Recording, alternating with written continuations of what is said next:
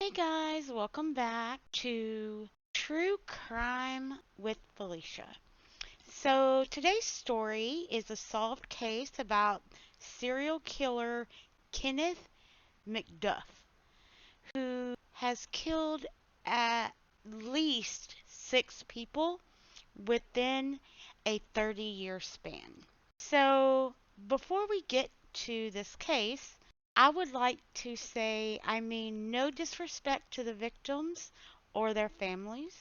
If I get any of the information wrong, I am so sorry. That was not my intention. The information I give is what I found in my research of this case.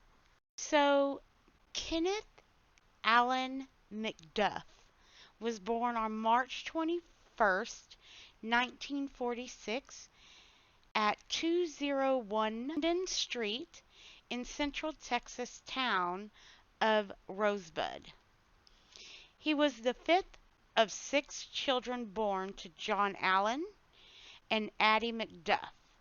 His father ran a successful concrete business. McDuff was indulged by his family, particularly his mother, Addie, nicknamed the Pistol Packing Mama because she threatened a school bus driver with a gun after the driver kicked McDuff's older brother, Lonnie, off the bus. At Rosebud High School, McDuff earned the reputation of being a bully. He was careful to pick on weaker individuals. After he lost a fight, he started with a popular athletic boy named Tommy Salmons.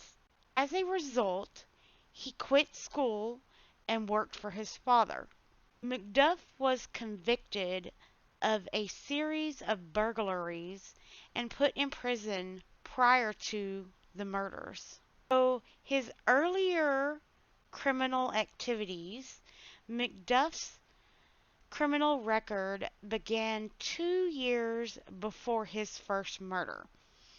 In 1964, at age 18, he was convicted of 12 counts of burglary and attempted burglary in 3 Texas counties: Bell County, Falls County, and Milam County. He was sentenced to 12 4-year prison terms to be served concurrently. He made parole in December of 1965. McDuff briefly returned to prison after becoming involved in a fight, but was soon released. While McDuff had not been convicted of any murders at this point, his accomplice in the 1966 triple murders, Roy Dale Green, said that McDuff bragged openly about his criminal record and claimed to have raped and killed 2 young women. So, the broomstick murders. In August 6, 1966, McDuff and Green spent the day pouring concrete for McDuff's father. They then drove around as McDuff said he was looking for a girl. At 10 p.m., Robert Brand, age 17, his girlfriend Edna Sullivan, age 16, and Brand's 15-year-old cousin Mark Dunman were standing beside their parked car in a baseball field in Everman, Texas. While cruising around, McDuff noticed Sullivan parked around 150 yards away from the teens, threatened the trio with his Colt revolver and ordered them to get into the trunk of their car, with Green following in McDuff's car. McDuff drove the victim's Ford along a highway and then into a field. where he ordered Sullivan out of the truck and instructed Green to put her into the trunk of his car. At this point, according to Green's statement, McDuff said he would have to knock 'em off. He proceeded to fire 6 shots into the trunk of the car, in spite of Robert and Mark's pleas to not to. McDuff then instructed Green to wipe the fingerprints off the car. After driving to another location, McDuff and Green raped Sullivan. After she was raped repeatedly, McDuff asked Green for something with which he could strangle her with. Green gave him his belt. However, in the end, McDuff opted to use a 3-foot-long piece of broomstick from his car. He choked Sullivan, and then Green and McDuff dumped her body in some bushes. Then they stopped at a Hillsboro gas station before driving to Green's house to spend the night. The following day, McDuff buried his revolver beside Green's garage, and their mutual acquaintance, Richard Boyd, allowed McDuff to wash his car at his house. The next day, Green confessed to Boyd's parents, who told Green's mother, who convinced him to turn himself in. McDuff was arrested by Falls County sheriffs and a deputy U.S. Marshal. McDuff received a death sentence. Green received a 25-year sentence and was released in 1979. Now, McDuff's death sentence was commuted to a life sentence. And then he hired a lawyer who gathered a collection of various evidence that claimed to show that Green was the real killer. Some members of the parole board were impressed by the collection of documents. During a one-on-one interview with a board member, McDuff offered him a bribe to secure a favorable decision on the parole application. He was given a 2-year sentence for trying to bribe the official.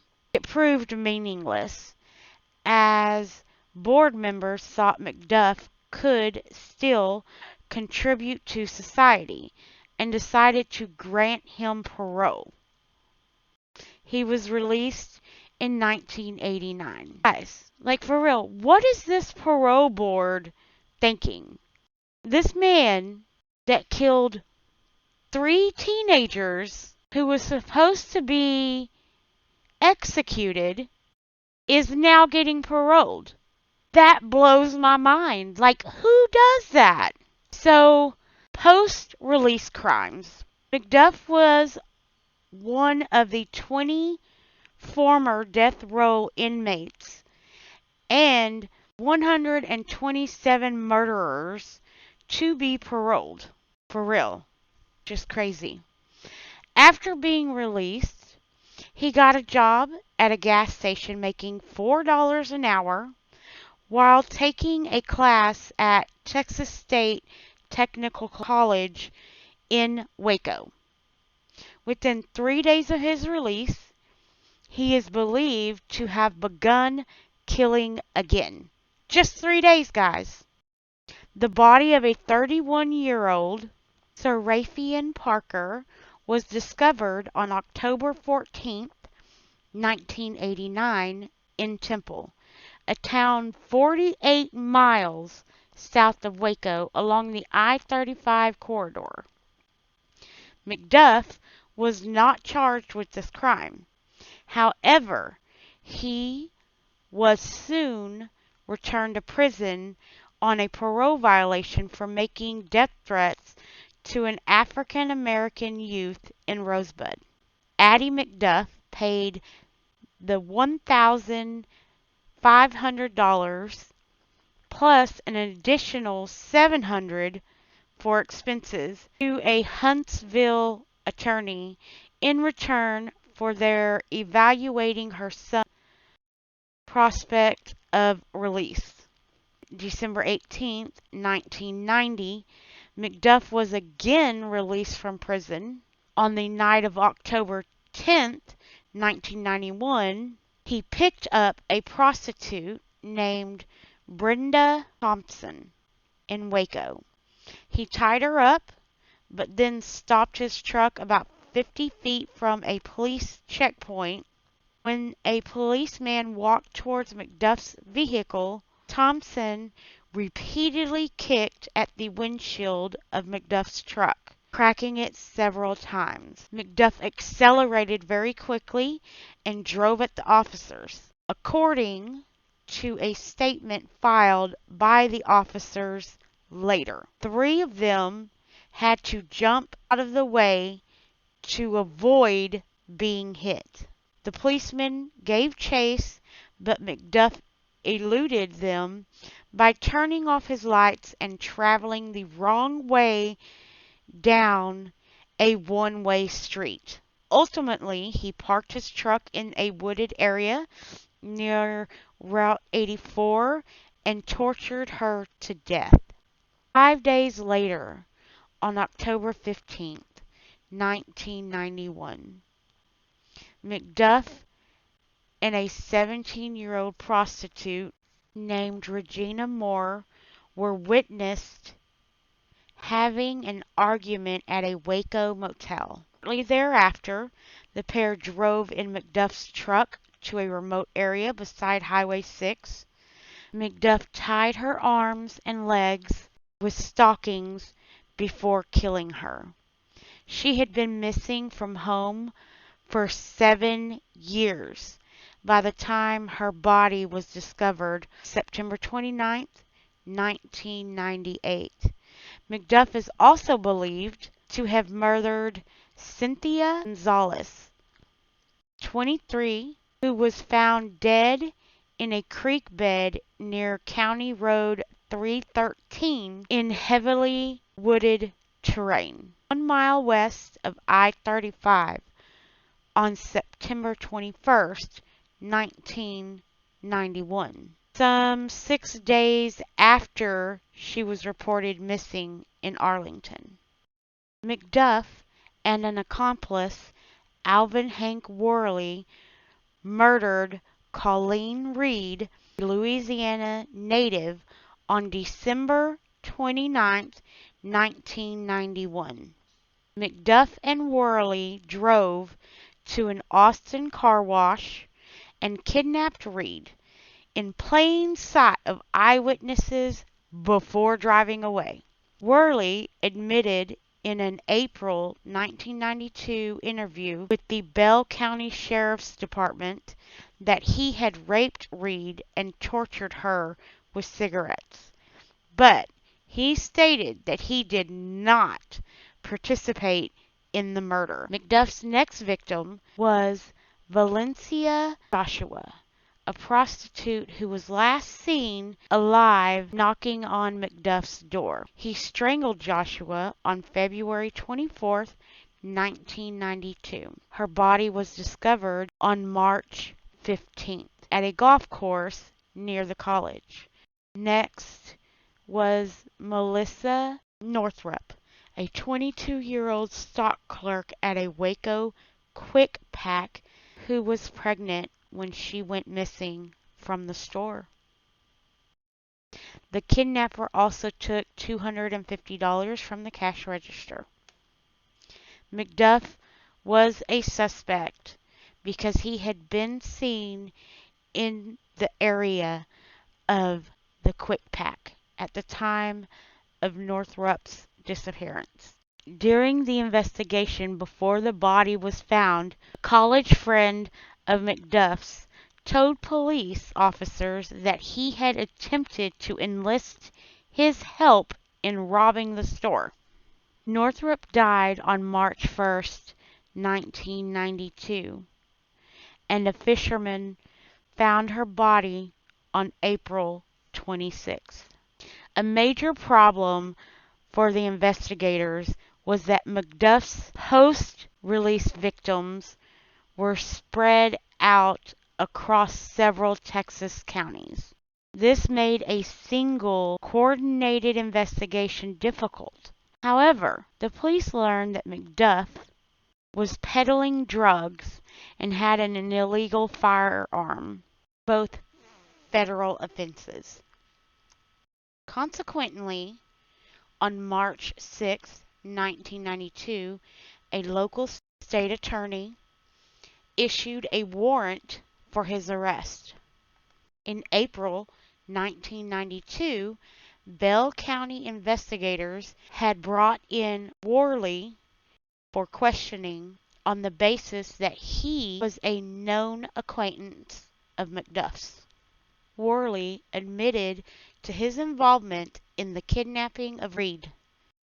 He was held in a Travis County jail while the police continued their search for McDuff.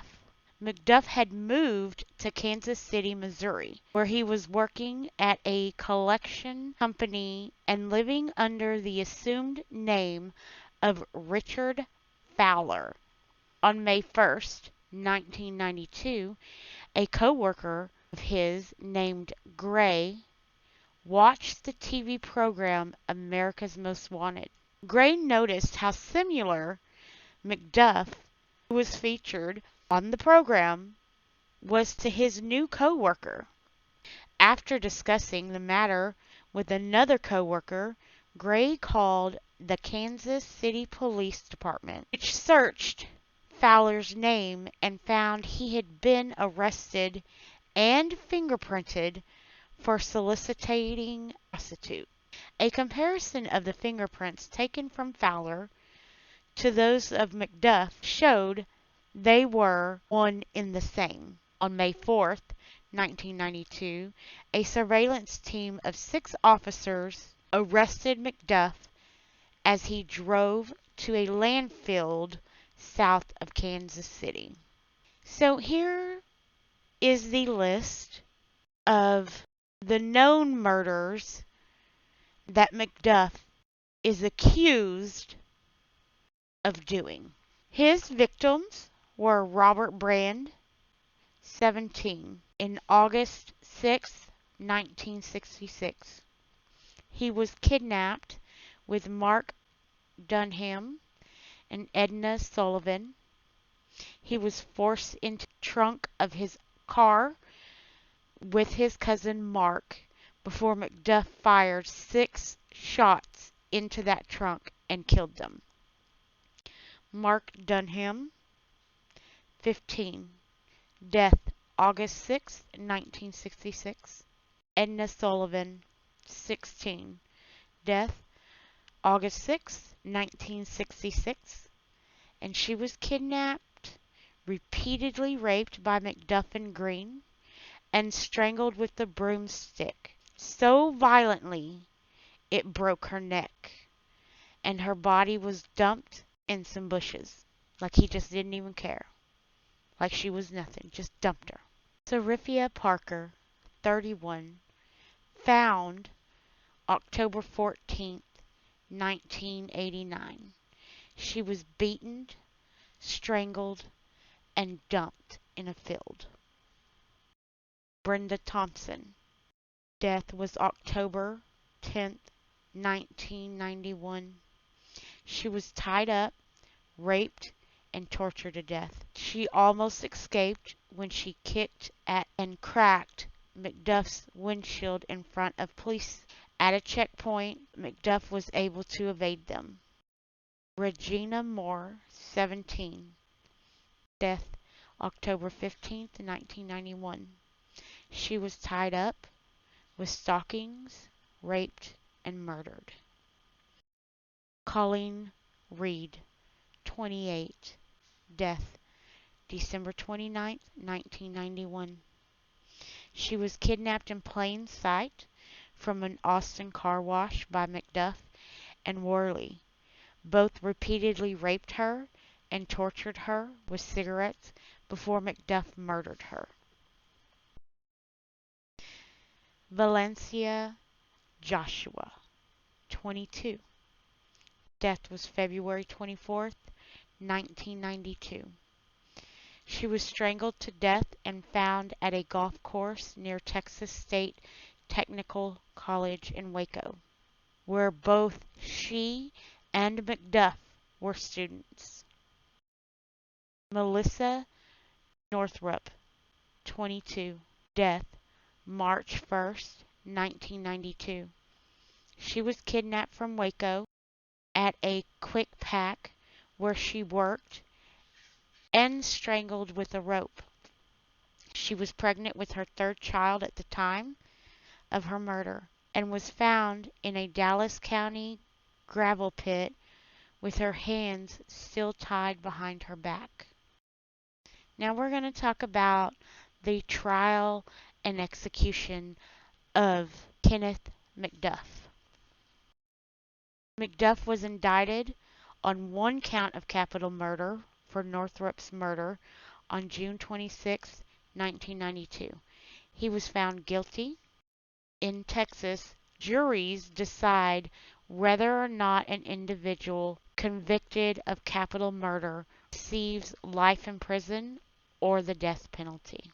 On February 18, 1993, the jury, in a special punishment hearing, opted to sentence him to death, following a number of delays while appeals were heard. The Western District Court denied habeas corpus relief and rescheduled the execution date for November 17, 1998. He was denied authorization for another. He gave up Reed's burial location a few weeks before his execution.